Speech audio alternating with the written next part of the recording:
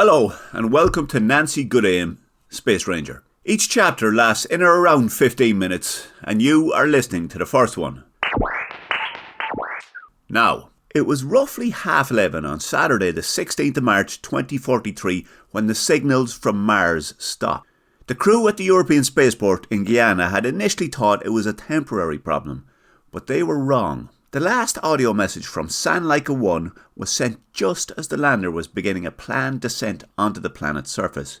It was spoken by mission specialist Nancy Gillespie, and this is what she said. "Hello Earth, greetings from Mars. We have begun our descent. All systems are nominal. Looking good so far. Don't know if you're getting visual feed, but there's some high altitude plasma discharge." Now that was at 21 GYT, which was exactly 9 minutes before San Laika 1 mission commander Jerry Staunton gave his two crew an order to deploy the craft's Oppeldong Felondicators. "Deploy the Oppeldong Felondicators," ordered Mission Commander Staunton. "Oppeldong Felondicators deployed," replied Mission Specialist Gillespie. "Still nothing from Earth, or San Laika 2, she added. There was a creak and groan as mechanical gearing fired into action outside the pressurised cabin. Nancy and Jerry watched nervously as a series of numbers counted down on a large digital display on one side of the cabin.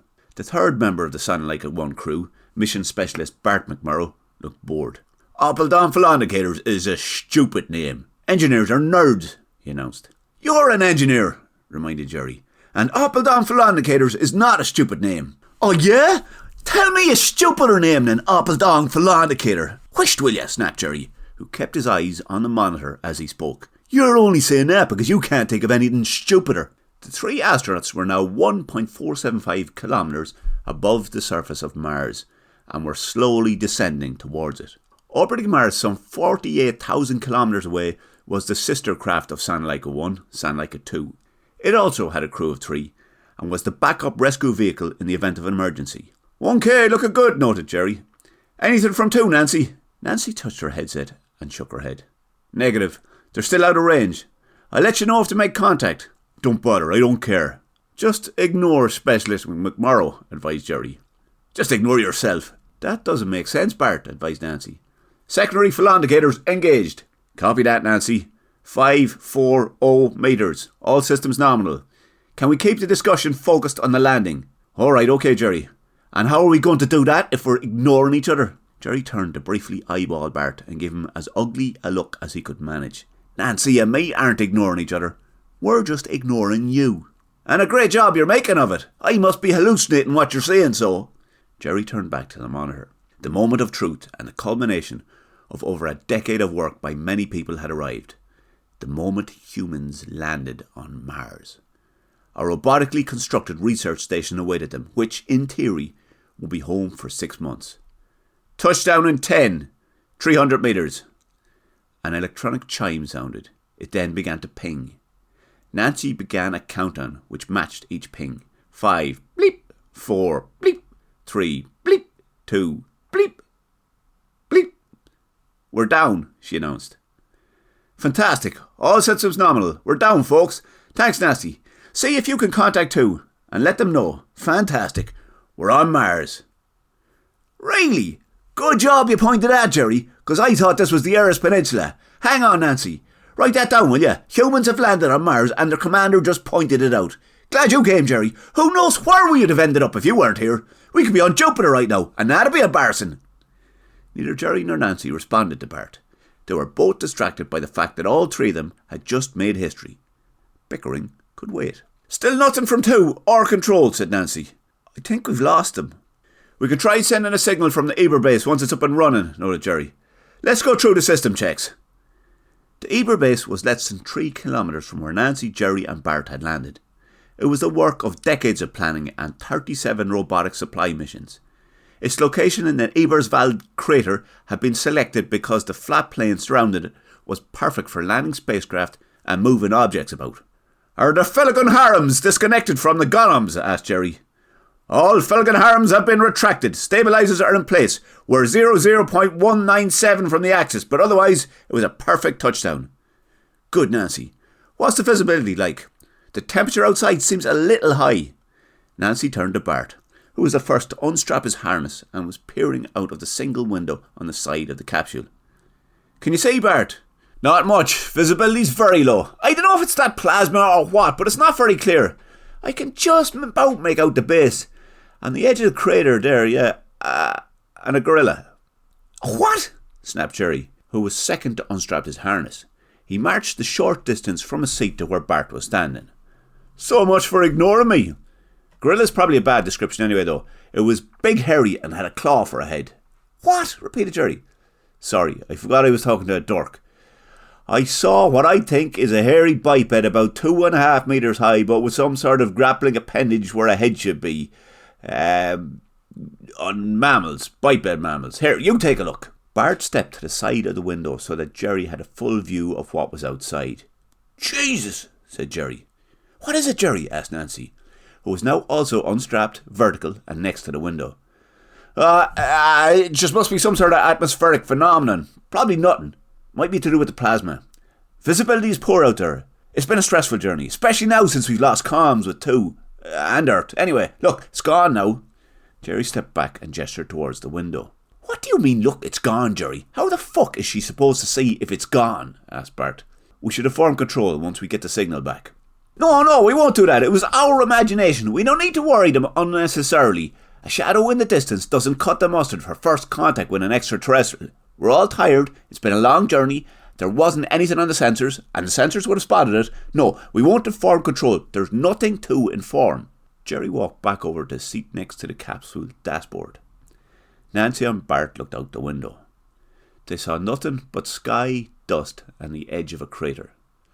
The surface of Mars was not what they had expected. The red dust, rocks, and spectacular view of the universe were there, but there was something else too, a sort of a hazy blur.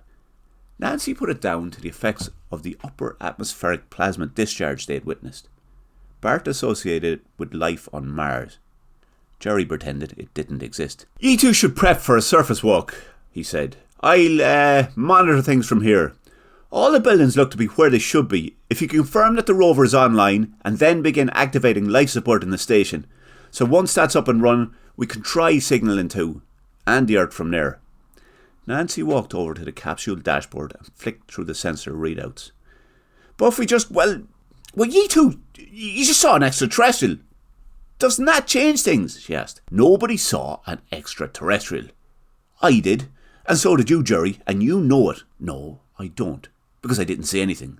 "Well, you must have not seen it fairly recently, because about 2 minutes ago you were turning white from the thing you now didn't see, Jerry. I've a better idea. How about you go check the rover and activate the Eber-based life support yourself? Me and Nancy will stay here while you're doing it." "You know well that it takes 2 people to activate the Eber life support. I'm the commander and I'm ordering you to do it. You should be happy to. You'll be the first man to walk on Mars." "Arse," replied Bart. "I'll do it," interrupted Nancy. "There's no other option. Jerry is right. The plasma may have created some sort of illusion." "Well, I'm not staying in here with that flute. I'll come with you, Nancy. I won't see you heading off on your own, especially with a space gorilla wandering about, even if that bollocks is liable to take off without us at the first sign of trouble." Now, on a clear day it is possible to see everywhere inside the Aly Fell crater from 4 feet above the ground. The day Nancy, Jerry and Bart landed was not clear, at least to the naked eye. The hundreds of sensors Nancy had access to did not explain why the visibility was blurred. The decompression cycle of the airlock in the lander gave Nancy and Bart 6 minutes to think about why. Well, they both had the option to think about why. Nancy took it. Bart chose to use the time to outline reasons for hating Jerry. They were, in no particular order: he smells of cheese, doesn't like Star Trek, he thinks he's smart, he probably talks about them behind their backs. The last reason needed a rethink, and Nancy would have pointed that out had her mind not been focused on the strange atmospheric phenomenon and possible Martian they had witnessed. "Do you think that creature was hostile?" she asked. "Hard to tell, Nancy. Though I'm guessing that claw for a head is probably not a good thing for anyone bumping into it." "What if it's still out there?" she asked. "What do you mean if? It is still out there. I'd be fairly sure it lives here." "So what do you think we should do if we encounter it?" "Run like fuck," replied Bart. They were his last words before the airlock opened and he became the first man to set foot on another planet. Nancy was the first woman. They took a moment to scan their surroundings. The edge of the crater was visible all around them. The lander was behind them, and in the fore-distance over a small rise were the 6 prefabricated domes of Eber Base. "We should say something to mark the occasion." "Jerry Staunton's a bollocks," stated Bart. "Something better than that. And he smells of cheese." "Can ye just proceed with the mission?" crackled a voice in both their headsets. Neither Nancy nor Bart replied, but began walking slowly in the direction of Eber Base. Now, if you've never walked on the surface of Mars, you should know that it's generally quiet. The problem with the afternoon of the 16th of March 2043 is that it wasn't. A rhythmic clack, clack, clack sound made the first 3 humans to visit that planet's surface uneasy. "Are you hearing that noise, Nancy?" asked Bart. "Yes," she replied. "Are you picking it up too, Jerry?" A crackle of static proceeding an on both Nancy and Bart's headsets let them know he was. They were now roughly halfway between the lander and Eber research station, and had paused next to the vehicle that had been used to unload and transport the automated supply missions. A distance of just over a kilometre separated them from the lander behind them and the station in front of them. "We can see the Eber habitation dome clearly. Looks perfect, and the rover is in position and, well, it's hard to see, but it might be the haze, but I think I see footprints." "Any word on that noise, Jerry?" "Jesus," came the reply. Nancy turned to Bart. They were walking side by side, but he had his eyes fixed on the Martian rover. His mind must have been fixed on it too, because he said nothing. "If that space gorilla shows up again, head straight for the rover. I'll drive." Okay, copy that," replied Nancy. A long crackle of static burst over their headsets. They were now almost at Eber Base, with a small rise in the ground and just over 1 kilometre separating them from the lander. Nancy and Jerry looked back towards it. "What is it, Jerry?" she asked. The reply began with more static and was followed with "fucking hell," and then "get back to the lander. I'm initiating an emergency liftoff."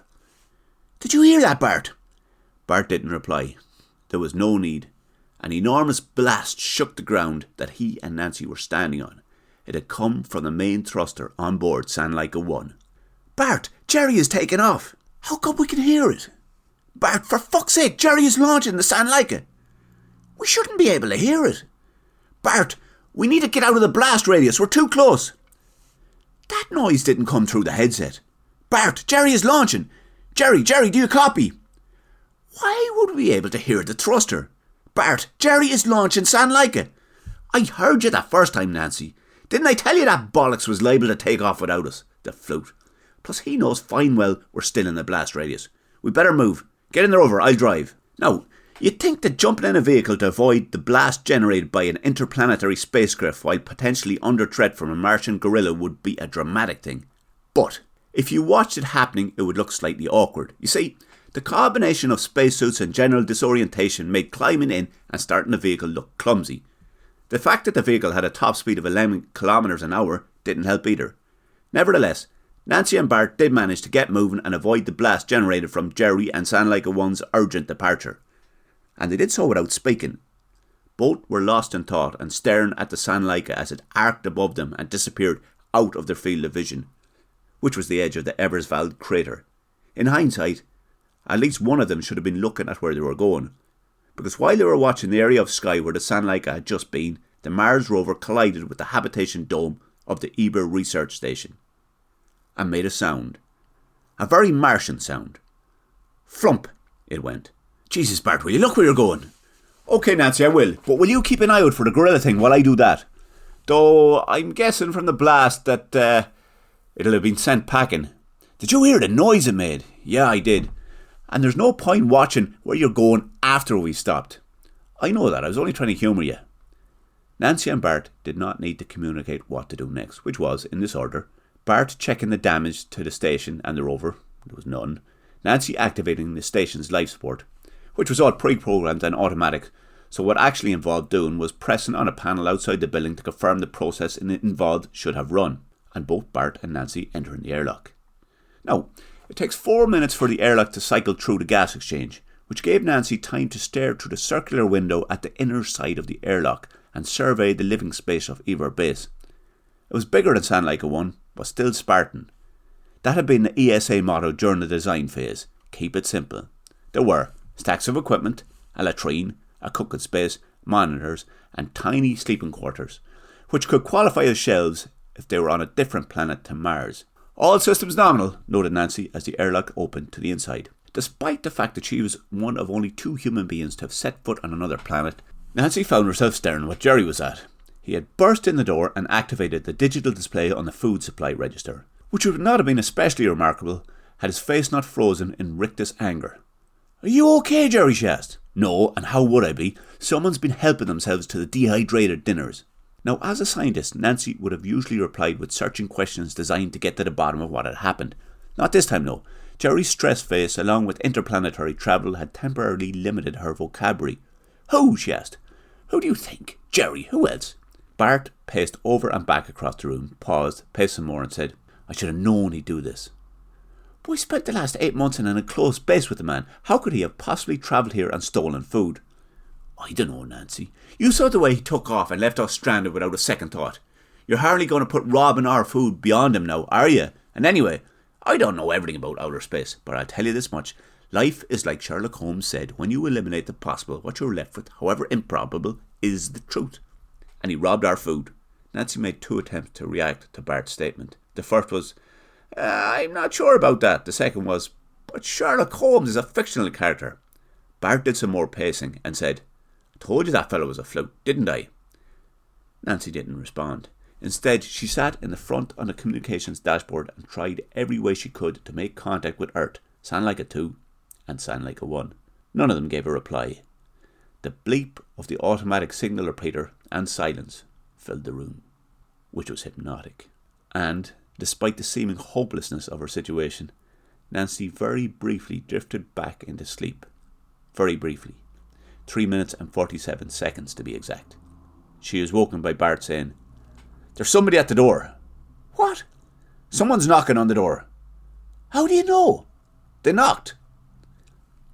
Bart scratched his head before adding, "Plus, I could see them on the external camera.